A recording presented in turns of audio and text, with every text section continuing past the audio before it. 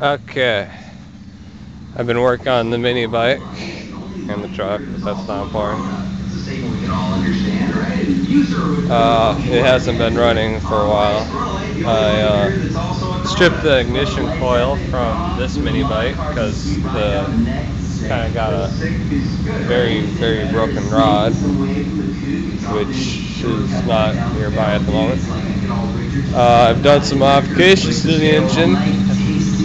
Not very visual, but I'm going to rev it for a moment. There's the cup of rock.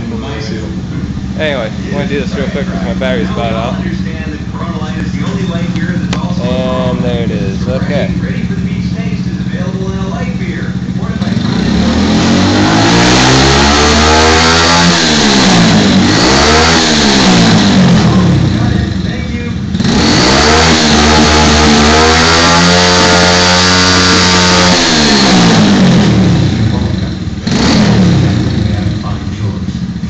It needs some work, but there it is.